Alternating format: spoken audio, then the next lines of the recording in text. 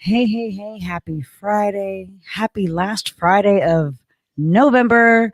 This is your host, Myki Angeline, live with the Bad Filipino Podcast. And I've been looking forward to this for quite some time, even though I really sucked at promoting it, and I do apologize. But I have incredible Ron. Is it Kamen? Did I even ask? Is it Kamen? Yeah, Okay, you Ron. got it, Mickey. Yeah, Yes. yeah, I got it. With AWESome Earthkind Energy podcast, you and I met at the Fabulous Podcast Movement Conference. Unbelievable. Unbelievable. You were on the East Coast, so you're 3 hours ahead, and I talked to someone on the East Coast just a few days back, and it's freezing cold out there for you, right? Yeah, it's not as bad as it was, not as bad as it will be, but it's not warm like there. Okay, wait, so okay, It was to almost you 50 it's today. warm. Oh, To it's almost you it's 50 today. warm. Yeah, To so to me us, it's it's relatively freezing. warmer. Yeah, exactly. I'm like, for an East Coaster, we've got like, you could be out here in shorts, but to us, it's freezing. Yeah, it's all relative. Your blood thins or something. I don't know. So on this podcast, this is going to be fun. This is going to be informative. I'm going to be learning stuff right along with everyone else watching, because your podcast you host, you talk about the importance of raw, clean, green energy, right? I mean, Yeah, you got it. yeah. So, and how long have you been podcasting on this particular subject? So I've only been podcasting since August, actually. So I'm a newbie to podcasting, unlike you and all your professional expertise. Thanks. So. Except for you're not new at this I'm not new important at this. subject. Yeah, I've been doing this for over 30 years, if you can believe such a thing. I can't believe I got so old so fast. But yeah, I'm a clean energy guy. That's what I've been doing for over 3 decades. So I consider myself somewhat of a connoisseur of clean You're a energy. connoisseur, you're an expert, because you've been through all of the changes and seeing it develop and understanding the importance of it from then to now, probably more so than ever now. Yeah, I mean, I was lucky, I got into this early back when actually we were dealing with nuclear power. If you guys, to those of you that are old enough to remember such a thing, but back when they were phasing in nukes, and the reason why that was a big issue, in particular this part of the world, but it was everywhere, was the fact that energy that was going to be, quote, too cheap to meter, nuclear power, went in New York State from a $380 million plant to $1 billion to $2 billion. At $4.2 billion, we put a consumer cap on it. And at $7 billion, it bankrupted the Long Island Power Authority, Long Island Lighting Company, which became the Long Island Long Island Power Authority, when the government took it over because they couldn't keep the lights on otherwise, as well as almost bankrupted a bunch of other utilities. And meanwhile, rates were going up 25% a year, 18% a year. Electricity just keep banging people. And I was literally working with senior citizens who were shutting down their homes because they couldn't afford to heat and eat at the same time. So yeah, so I've been in it a long time, and it's really evolved. It's really become quite amazing ride. I'll say that much. Just a bit. I mean, and then the topics are so. Hold on to your seats, and those of you who have questions, please throw them in the chat room, and I will throw them up on screen, and Ron will answer them because he's a pro. We are going to cover climate change. It is real. And if you don't think it's real, hold on to your pants, because you're going to learn why it's real. We're going to talk about greenhouse gases. We're going to talk about E plus TNT, electricity, thermal, transportation. That's a big one, and I can't wait till we get to that one, because you blew my mind off camera when we discussed that one. Clean energy solutions, the forces of nature, air, water, earth. You say sun, but I like to say fire because of the Fire Nation. Yeah. No, it really is, right? But it's sun. Yeah, the only reason I took sun was because it's awesome. Air, water, earth, sun. AWES. Awesome. And then the S part of awesome is you and me, 7 billion of us on the planet that are absolutely forces of nature unto ourselves. So anyway, continue onward. Sorry. Well, let's start with climate change. Sure. Absolutely. All right. So look, it's been very well documented that we have the highest amount of carbon dioxide in the atmosphere for hundreds of millions of years, actually. So what we're seeing now are extreme weather events with everything from fires out where you are, uncontrollable wildfires, droughts, floods, tornadoes, hurricanes, extreme weather events, increasing frequency, increasing extreme, increasing intensity. So the documentation is clear. 98% of the world's scientists that study this agree. And if you don't believe in science, that's totally fine. Turn off your computer, turn off this podcast, turn off everything that science is based on. That's your phone, your TV, your house, your car, your everything, because that comes from science and engineering. And that's what science says, is that we humans, 7 billion of us on this planet, have now reached the tipping point where we are creating so much greenhouse gases that it's impacting the world upon which we live in. We see it every day. We're seeing more and more of it. You can't deny it any longer. That's science. That's a fact. And the only question is, what are we going to do about it? And the good part is that there are things we can do. There are great things that each of us can do and that collectively we all can do. And the best part is that we can save money doing it. So how about we break this down first? I love that about you made me think about it when people will, I call it selective science belief. So they won't believe in climate change, but they believe in using a cell phone. Okay, sure. So let's break it down simply. Give an example of greenhouse gases. What would cause that we're doing today? Sure. So basically, if you look at greenhouse gases, about 90% of greenhouse gases come from our use of energy. Our use of energy for electricity, our use of energy in our buildings to heat and cool, or thermal energy, that's that T. And the other part is our ability to move around, our transportation.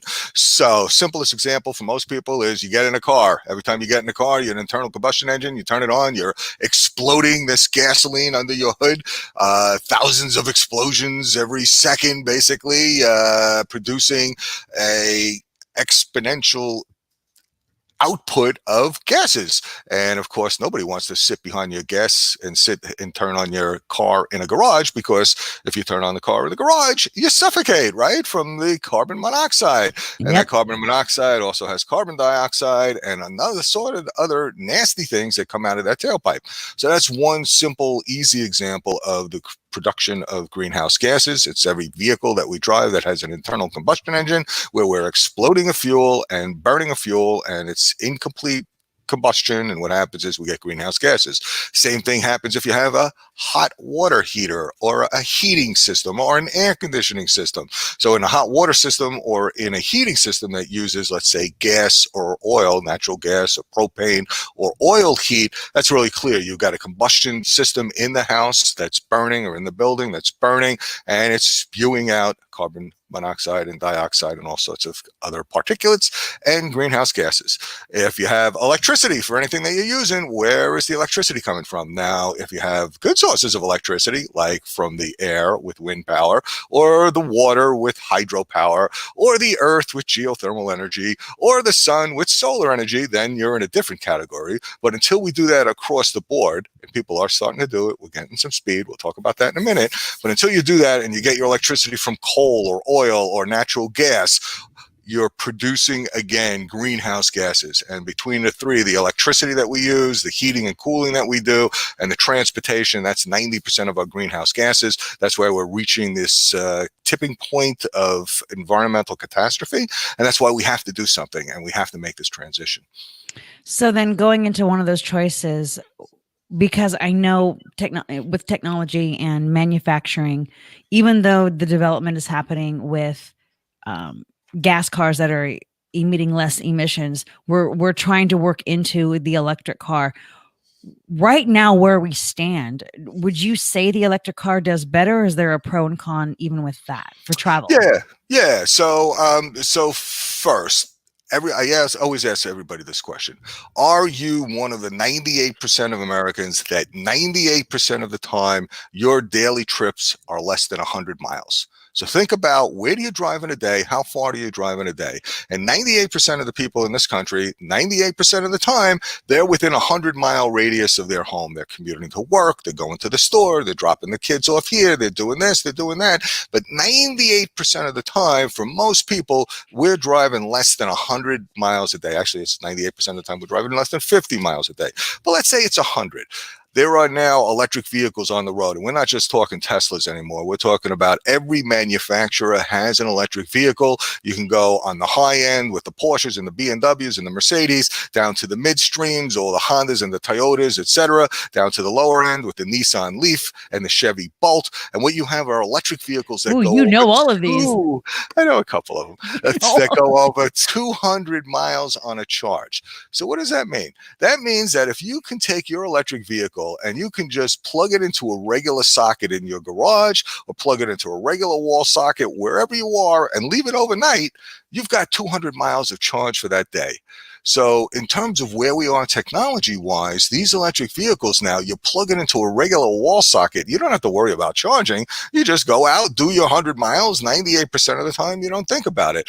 Where you do have to think about it is if you're taking longer trips. And then you have to plan out a little bit. Where are you going to get a charge? How are you going to stop? How are you going to do it? And definitely if you're taking a longer trip, it's something to consider. It makes it a little more challenging at the present moment. But there is a whole infrastructure being developed all across the country and all across the world actually to deal with this electric charging, just the way we built up the gasoline stations last century to be able to have cars that can go anywhere by just stopping at a gas station. We'll soon be able to do so with electric vehicles, but 98% of the time you don't even have to think about it. And the great part about these cars now is, again, there's 50 different electric vehicles. Every manufacturer, whatever your preferred manufacturer is, there's an electric vehicle by that manufacturer that you can get that will do most of the job that you need it to do. It costs a little bit more today, but there's usually on most vehicles a $7,500 federal tax credit. That means that when you file your taxes, you get a $7,500 check back from the federal government for producing an electric vehicle. That's probably only going to get better as we go forward. Well, I was going to say, and put that in the bank, because replacing the battery in your car is probably going to cost that much. But here's the conundrum with that. Go ahead. Because, and I know in other countries they're far more advanced with the bullet trains and just doing things like that. In America, we're just stubborn. Yeah. What's not in place is what's the word I'm looking for? How easy it would be to charge your vehicle, because I live in an apartment complex. There we go. So you need a charger in your complex, right? Right. And what they should do, because you can pay for over parking, whatever, is just have areas to charge your vehicle. Even areas outside of gas stations, they're I don't even know what the ratio would be of a charging station to a gas station, but there should be more. And right now they're not. But you're right. I mean, for me, I just told you I got a third job, a new job, and this job requires me to leave the house. Round trip is only 25 miles. Yeah. So I could easily do that. Right. And so if they had a charging station at work, if it's sitting there for 8 hours, 6 hours, there's another way to get out of that. I mean, there's options, but it sounds like it's wrapped around the concept of the economy and making money in the market. That's definitely part of it, and part of it is also this whole transition that's happening, right? So you raise a couple of good points. So number of great points actually. So first, if you're in a multifamily building, you need if there are cars that are parked in a parking lot, there needs to be electric vehicle charging stations in there. In most states and many utility territories, they have incentives and they have grants to help you do those charging stations in multifamily buildings, in your home, in your workplace, and those are the other places. Because if you're going from here to there at work to work or school, if you had a charging station there, that's another way to deal with the problem, right? So that's if they have businesses where you can get your dry cleaning done while you're at work, they definitely can put in charging stations. And you just educated me and anyone else listening that there's grants and things that businesses can apply for to get that installed. What? Yeah. It sounds like there's all kinds of answers to these questions. Now, let's move into the ET&T, because you talked about how, where we use it and how we utilize it, and having a charging car would be one of them. Yep. You mentioned about thermal healing. So that's heating and cooling, right? So and you had this really cool thing about with houses. Let's go into that, please, because that blew my mind. So here's the thing, right? So how do you get to a clean energy everything, right? And the way you do it is you electrify everything, right? And then you have clean electricity from the sun or the wind or the water or the earth supplying that energy for you. So most people can do solar. Almost anywhere you are in the world, you could do solar. It's wind energy is a little bit more specific out in the west and in the northeast here. Hydropower, water power is a great source of renewables. And then drilling down under the earth is what they do in Hawaii. They do it in California. They do it in certain other states where they can actually grab the molten heat of the earth. And there's other ways of doing that piece of the earth, and that's what we're going to talk about right now, which are called heat pumps. Every one of us has a heat pump, or most of us have a heat pump. If you have a refrigerator, That is a heat pump. What it does is it compresses and expands a liquid, a fluid, a gas, and a gas. And what happens is by that compression and expansion, it basically takes heat out of the space, out of your refrigerator, and those coils in back of the refrigerator or the freezer then dispenses that heat into the air. That's how a refrigerator and a freezer work. It's a heat pump. Moves heat from one place to another piece, or it takes a heat out of one place and moves it another place.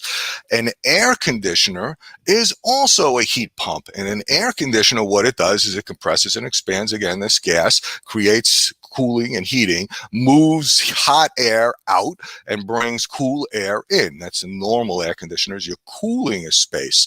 A air source heat pump, an air source heat pump is just an air conditioner, but instead of only cooling during the summers, it flips that whole process around, and during the winter, it takes the heat out of the air, even down to -5 or -15. There's still heat in the air, and you can compress and expand, grab that heat, concentrate it, and bring it into a building with an air source heat pump. That's the second most efficient way of heating and cooling, is with an air source heat pump. So it's an electric process where you have solar or you have some other clean energy source providing the electricity to an air source heat pump to heat and cool a building. The most efficient form of heating and cooling, though, is by using the energy that's right under our feet in a ground source heat pump or a geothermal heat pump. A geothermal heat pump, all it is you go down, and everybody knows if you dig a hole, right, there's a constant temperature of the earth. Depending upon where you are on the planet, it's different temperatures, but around this part of the climate, it's usually around 50 degrees. You go down 4 feet, you get 50 degrees. Keep going, it's still about 50 degrees. And so what you do is you drill a hole. You put down that hole, you send a pipe. That pipe just sends a fluid down, a water fluid or a water mixture, goes down, comes back. Now you've got 50-degree temperature that you can work with to heat or cool a space. So instead of having to take whatever the outside air is, let's say it's 90 degrees, and cool it down to 70, now you're taking 50 degrees from the earth, and you're basically just blowing a fan across the coil to get that 50 degrees into a space. So you're using the constant temperature of the earth, and during the winter, you're doing the same thing. Instead of going from whatever the temperature is outside, you're now going from 50 degrees with this compression and expansion of a heat pump to now bump it up to 70, and you're golden. So a ground source heat pump is the most efficient way of heating and cooling. And to give you a sense on a scale, right, when you burn anything, when you burn natural gas, or you burn oil, you burn propane or whatever else, you're on a scale of 0 to 100. You can never get to 100% efficiency of burning anything, right? If you have a really efficient furnace, you're at 90-something%. Many of them are down a lot less than that. When you have an air source heat pump, every unit of energy you put in, because you grab that heat from around you, every unit of electricity you put in, you're getting 2 to 3 units of heating and cooling out. And with a ground source heat pump, you're getting 4 to 5 times the amount of energy that you put in out of the system. So you're getting 400% and 500% efficiency. So part of the solution is dealing with our buildings. The buildings are about a third of the greenhouse gases, heating and cooling our buildings. And by using either ground or air source heat pumps, we can wipe that piece out and save ourselves money. So that was a whole lot of information. Hopefully y'all grabbed it. And if you don't, I'm going to show you his website in a second. You can go to that to learn more and get questions. If I speak too fast, let me know. Okay. So, Myki, it was a lot, and it was great. So I had a couple of questions for that. So number one, it sounds like one or two things happens. Either when you first put up development of a building or a home, you'll start that first if you're going to do it. If you want to do it after the house is built, if that can even be done, and does it have any impact that's negative at all on the planet for doing that? Okay, so first, you want to do it with new construction. You ultimately want to do a ground source heat pump or a geothermal heat pump. And one of the things that we found out over the last few years is that the science has progressed with these technologies so much that they're just incredible. And even in Canada, a little further north of both of us, they actually have ground source heat pumps. They drill down into the earth, and under the footprint of any building, which means that you're clearing the ground for a foundation, right? You're going to do all that stuff that you do with the ground. If you just drill holes under the footprint of that building down 500 feet, those holes down only 500 feet can carry all the heating, cooling, and hot water of a skyscraper up to 25 or 30 stories. So anybody that's doing new construction that's less than 25 or 30 stories, if you're not doing geothermal, you're really missing the opportunity, because it's technology. Those pipes are guaranteed for 50 years. They'll most likely last 200 years, and it's a way to heat and cool your building very efficiently. You asked about new existing buildings. Absolutely, there's things you can do with existing buildings. A lot of times the simplest, easiest, best solution is an air source heat pump instead of an air conditioner, because most existing buildings now have to heat and cool, right? So you have those two or one of both, depending upon where you are in the climate. But one way or another, an air source heat pump is a tremendous option that really helps do that. So, yep, no matter where you are, there is the opportunity to do one or both of those technologies. And the only detrimental effect is if you're not getting your electricity from clean energy currently, then you are using fossil fuel energy potentially for that electricity. So in this country, the fascinating thing to me though is that even if you were using coal, and this is true with electric vehicles as well as with heating and cooling technologies, even if you're using coal as the source of electricity, you're still net positive better with heat pumps and electric vehicles than you are burning fossil fuels to get that heat, right? So that just gives you a scale. That's how bad how fossil fuels are. It's how good electric technologies are. Because it sounds like, my head's really going all over the place with this when I'm thinking about the way the U.S. sets up. Because what is the impact, or do you work in connection with your local or state electrical and gas companies, right, that right now provide that? Does it work with it, or does it wipe them out completely? And would that be the issue as to why maybe you would, companies like yours, or yours, but companies that would promote this would find obstacles in getting this installed? So it depends on the utility. Utilities are structured in different ways all across the country, all across the world, really, right? So some of them, like in Sacramento, are municipally owned. What does that mean? That means you, the people, actually own that electric utility. It's not a for-profit corporation with shareholders. A shareholder corporation, which is in other parts of California and elsewhere, now has a profit. They have other people that are investing in that company, and they have their mission and their goals, which is not necessarily aligned totally with what the people living in those communities have as a goal. There's some alignment, but it's definitely a little bit different. And then there's also different types of investor-owned utilities, where some own the generation, they own the power plants, they own the transmission to move the electricity from those power plants to various places, and then they also own the distribution system, the pipes and the wires to get that energy out. Others in deregulated markets like New York, you get to choose your generation. The utility doesn't do the generation anymore. People get to choose it, deregulated electricity market, and then they're just the pipes and wires company. So depending upon where you are and the utility that you have, they may have programs, they may be against certain programs, they may like certain programs. They're all in various stages of a spectrum. Some are really committed to this, and they realize that it's a great source of opportunity, because think about it. If you're an electric utility, what do you want to do? Probably sell more electric, right?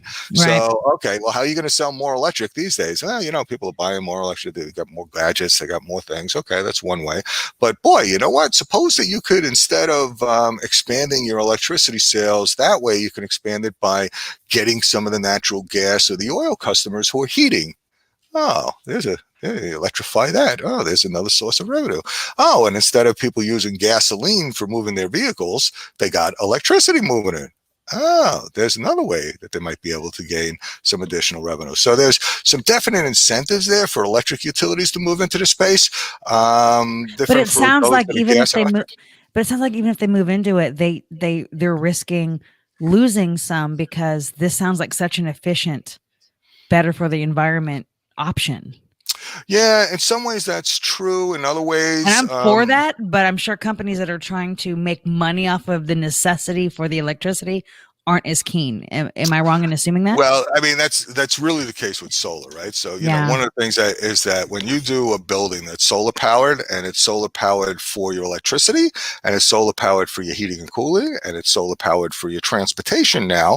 So now you become basically this entity that's producing enough solar to do your heating, cooling, electricity, and your transportation. How much are you paying the utility for the system that you're still maybe tied into? So if you're still on the grid, that you have to contribute something to maintaining that grid. And that's where the problem becomes, is that the utilities have one set of calculations about what they think that is worth. Other people have different ideas about what it's worth.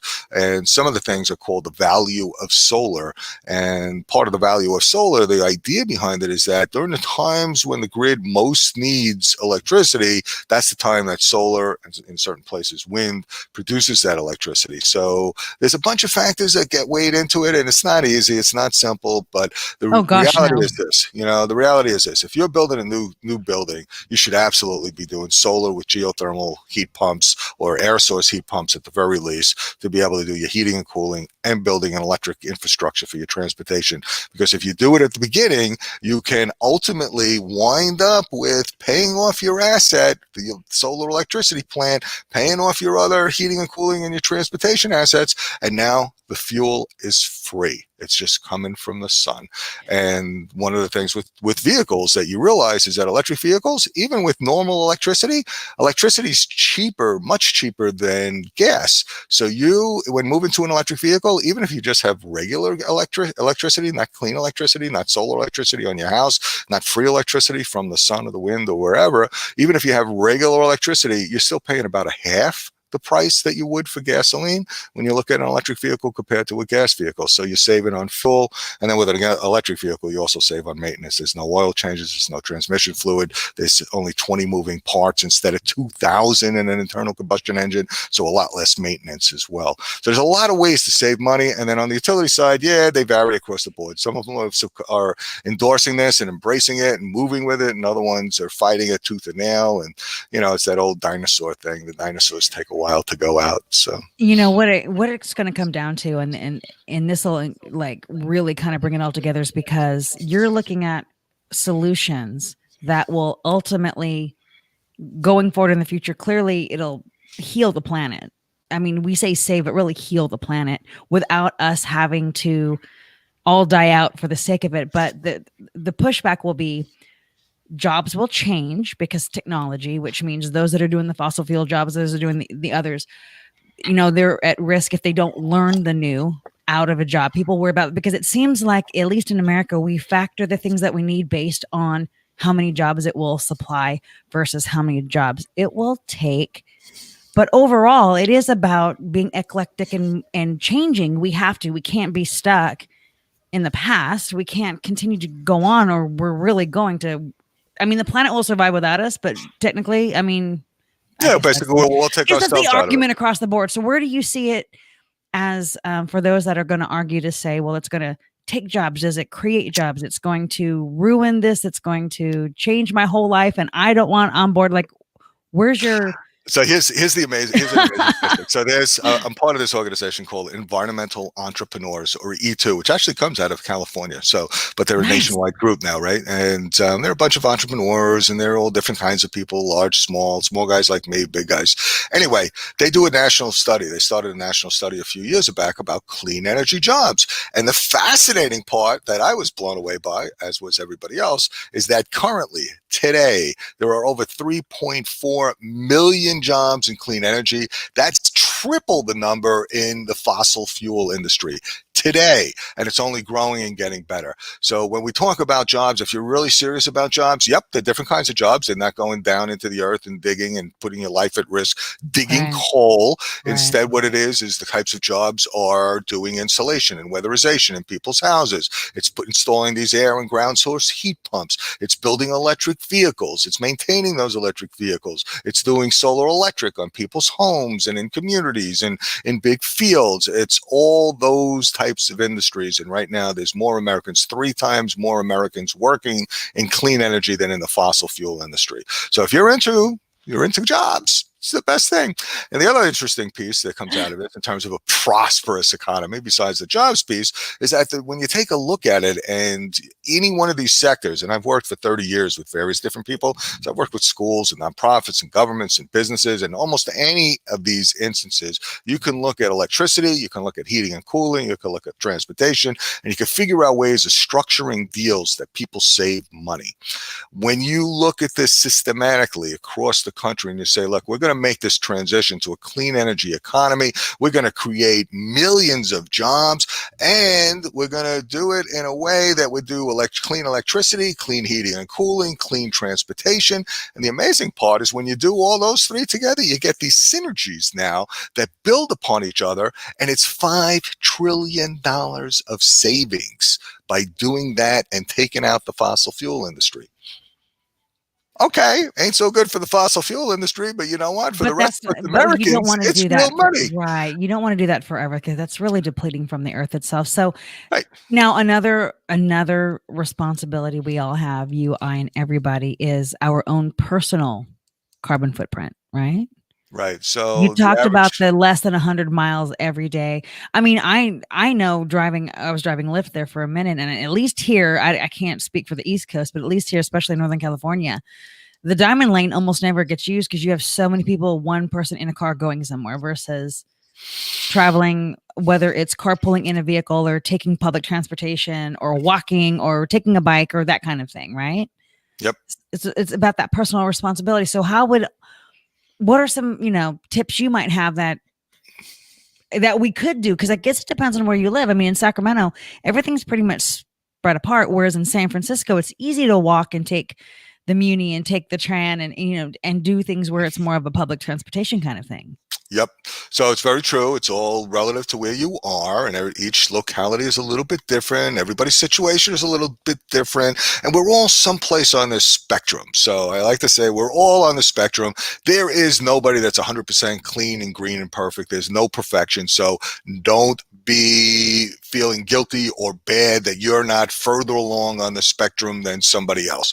So the first, simplest, easiest thing to do, if you haven't done it yet, is your lighting. So a incandescent light bulb, everyone's familiar with those incandescent light bulbs. The reason why you burn your hand when you touch one of those incandescent light bulbs is because 90% of the energy in that light bulb is creating heat, not light.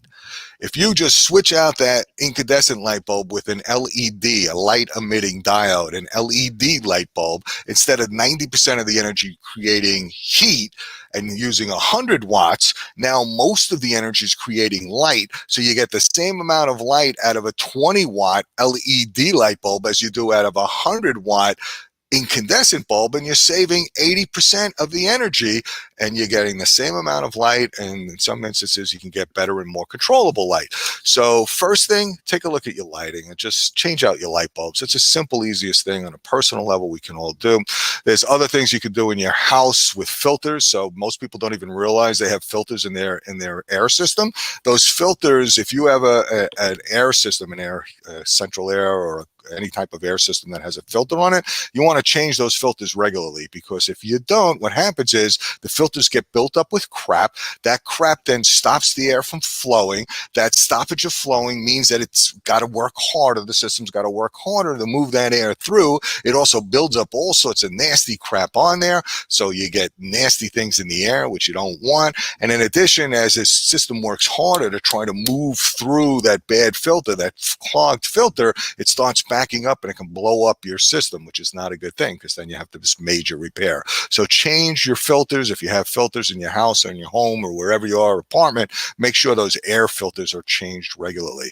Another thing you can do is your hot water temperature tank. So most of us have the ability to control the hot water that comes out. What we don't realize, a lot of us, is we're burning fossil fuels to create hot water. That's creating a certain temperature of a hot water, and that's going into a mixing valve, because the mixing valve is there to put cold water into the system so that you don't get scalded because the hot water tank is making really hot water, right? Okay, great. Well, one easy thing to do is just lower the temperature on your water tank. So now it gives you that hot water at the temperature you want. You don't have to have the mixing valve cooling it down. You're just not creating as much energy to heat it up as high as you used to, because now you're only creating it to heat where you want it to be. And now you can save 10 to 20% on your hot water bill just doing that. So there's a bunch of simple things. One of the things we ask people to do, if you're interested, come on to AWESome Earthkind, AWESomeEarthkind.com. We've got some ways to sign up. We do classes, we do demonstrations, we give you some free energy tips. There's a whole bunch of simple, easy things you can do. And that's on the personal level. On the professional level, we all have jobs. And one of the things that people have realized is that if you get your employer to have an impact on your their policies, employers, businesses have a tremendous amount of impact on government policy. So there's a whole movement now that to get employees to help their employers to make that transition. Do it at work, whatever your workplace is, get your workplace to start doing things there and to help create policies. And then there's the public sphere, which is electing people on local, state, national levels to actually take a stance and have an impact on these kinds of things. Oh, look at that. What do you got up there? So as you were explaining, everyone can see this is your amazing website. You have so many areas where you can go if you have questions on how you can do better for our planet, which will be better for ourselves. So, I mean, he's talking about 100 years of positive information in this small podcast. And I recommend, please go to the website. And I have it on the ticker below, the AWESomeEarthkind.com. And you can see there's a little promo video that helps you better understand. Look at that. You have contests, resources. He's got his podcast demonstrations. I really recommend visiting the websites. Thank you so much. You make me want to be a better person for our planet. And I thought I already knew I wasn't 100%. You're right. We all aren't. We can get there. And we shouldn't beat ourselves up for what we're not and do the small successes for when we do. And it's really about education and not fearing the change. Because that's the two things that get in our way is the lack of the education and the fear of the change. Yep. Right? Exactly. Especially for those that are older that fear that they won't grasp that technology or grasp that understanding of how it'll work, or they live in a very old house they've had for 40, 50, 60 years. Maybe it's been in the family for 100 years and maybe it's not wired for certain things, or maybe, they don't have the money for the change. So there's more ways than just what we brought up in the beginning of this podcast with the I can't even say all the words. You were saying so many awesome words, but the temper, what were we saying? The thermal. That was the one. Sorry. Things like that are so that's larger scale. Yeah. He just brought up the changing of the light bulbs, the cleaning out your filters, the lowering the temperature on your water heater tank. These are simple things anyone can do at any time. Yep. And it all makes a difference. 7 billion people. Can you imagine if we all did that? Just those things, 7 billion people changing those light bulbs and lowering the temperature of your water tank and cleaning out your filters regularly. Too many people just don't know these things. They take for granted that somebody else will take care of it. Or if they don't see it and don't know it, they don't know it exists. Like there's many people, the first time they drove a car didn't realize you had to get the oil changed or put water in it until they drove it into the ground. I mean, it's just simple things like that. So Ron, thank you so much for all of this. Was there anything you wanted to kind of throw in? I know we had so many topics in closing before we close this out that you haven't shared with us yet. No, I think the basic thing is you're exactly right, Myki, is look, we all have a role in this. We all have a piece of it. There's 7 billion of us, right? So wherever you are, wherever each of us is on the spectrum, just take the next step. Just take one simple step, do one simple thing. And what you'll find, the fascinating thing is by you taking that one step, you have a ripple effect. So it's not just you doing it. You don't just, you do it. It's great. You feel better. You save some money. It's a really good thing, whether it's changing your light bulbs, doing some heating and cooling, getting an adjustable thermostat. Again, lots of tips, electric vehicles, etc. Do that one thing. But the other thing is this, is they found with solar, and it's true with all these technologies, is that the key thing about whether somebody adopts these technologies is not how much money they have. It's not how educated they are. It's whether they know somebody who's done it. So when you take a look at solar, and it's just, somebody who did it, you find out about it, now you're more comfortable with it, right? So that makes sense. Right. So one, take a look around, find other people who've done it, or be the first to do it and help share that knowledge and help create this exponential growth and change by being the change. You might be surprised. There might be someone that did it and just didn't share it. And you'll be so surprised. And then you can pick their brain and they can refer you, like I'm referring everybody to Ron here, an Awesome Kind Energy podcast, because he can, you're on the East Coast, but I'm sure, with modern technology, we can figure things out wherever you are. Wherever you are. We're doing stuff everywhere, right? So it's Awesome Earthkind, Awesome Earthkind, man and woman and mankind, all Earthkind. That's how you remember that part. All the kinds, all of us Earthkind people. And and look, we're all awesome. You're awesome. I'm awesome. We're having an awesome impact on the planet. We are forces of nature. Yes. Women and mankind. We're the fifth fifth force. We're the fifth element, man. We are the fifth force, and we can either be a force of good or we can continue doing what we're doing. So, yeah, number 5, Number air, 5. water, earth, sun, and earthkind Boom. people. Thank you so much for Thank being on the you show so and much, sharing Vicky. so much knowledge, because you opened my mind on things I didn't even realize were in existence and could be used. And everybody, please, like I said, visit the website. It's right there, awesomeearthkind.com. Do your part. All of us do our part. And let's heal this energy, heal this earth together. Yeah. Thank you again. I'm your host, Myki Angeline, with the Bad Filipino Podcast, reminding everybody, every day that you wake up, it is you who determines how your day will go. So let us do our best to manifest healing our planet for a better tomorrow. Thank you.